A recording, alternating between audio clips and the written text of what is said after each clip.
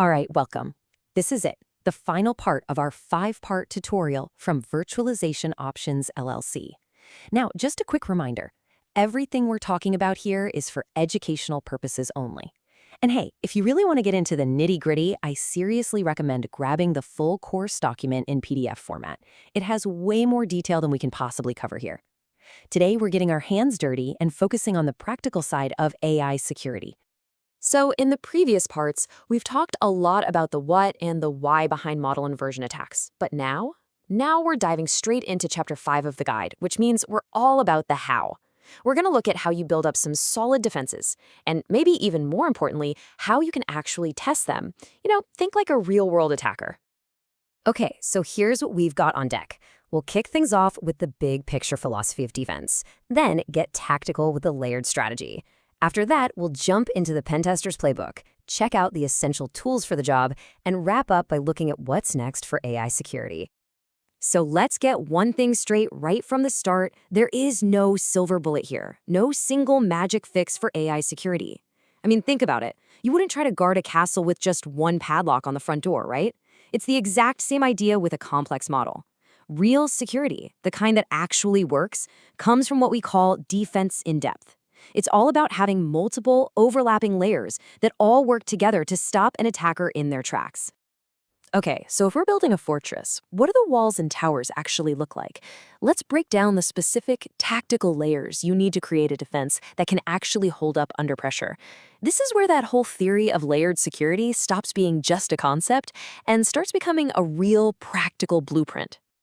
And here they are, the core components of that layered defense. You can really think of this as a blueprint, starting from the very perimeter, stuff like access control and monitoring who's asking what, and then working your way deeper and deeper in, all the way to the heart of the model itself. That's where you find the really advanced stuff, like adversarial training and differential privacy, which are designed to mathematically choke off what an attacker can even learn.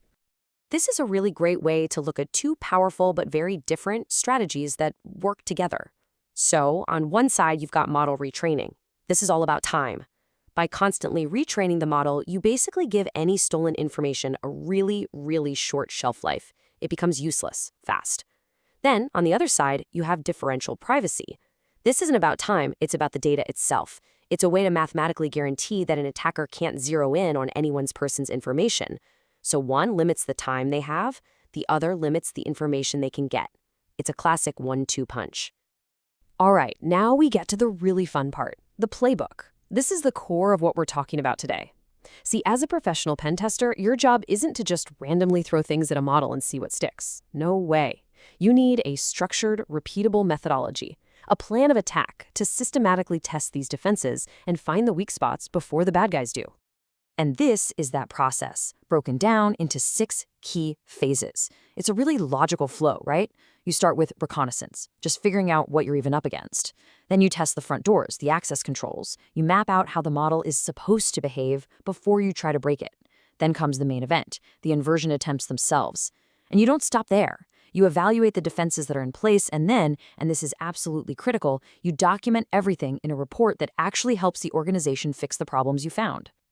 And just so we're clear, the stakes here can be incredibly high. I mean, this isn't just some academic exercise. Take a look at this quote. It's from a case study on a medical AI model, and it's chilling. A successful attack wasn't just a technical breach, it was a potential HIPAA violation that could re-identify actual patients. This is how a few lines of code can explode into a massive privacy and regulatory nightmare. Now, the good news is you are not starting from scratch here. You don't have to go into this fight alone. The amazing open source security community has already built up a pretty powerful arsenal of tools and frameworks that are designed specifically for these kinds of assessments. This table really lays out what a modern AI pen tester's toolkit looks like. You've got your knowledge bases, like those awesome lists on GitHub, to stay up to date. You have powerful attack frameworks like TensorFlow Privacy or Apacus to actually test defenses. You can even leverage crazy powerful generative models like StyleGAN to help with your reconstruction attacks. And of course, you have your standard analysis tools and security guidelines from places like OWASP to guide your work. So after all this, what's the big takeaway? Well, it's that this whole field is moving at lightning speed. The AI threat landscape is anything but static. Just as soon as a new model comes out, new attacks are being designed to break it. And that puts a really unique responsibility on all of us in the security world. You just have to keep learning, keep adapting, or you're going to get left behind. And really, that's the crucial point. This field requires a special kind of person. You've got to speak two languages, really, machine learning and security. And the work that professionals like you do, well, it's what makes all of this possible. It's how we're going to be able to harness the incredible power of AI while still protecting the privacy and security that we all deserve. And that really leaves us with one final, and I think pretty critical question to ponder. We know the attacks are going to evolve just as fast as the AI technology itself. So the question is, how do we make sure our defenses keep up? Because at the end of the day, security and AI, it's not a finish line you cross. It's a continuous process, a constant state of vigilance. It's a journey, not a destination.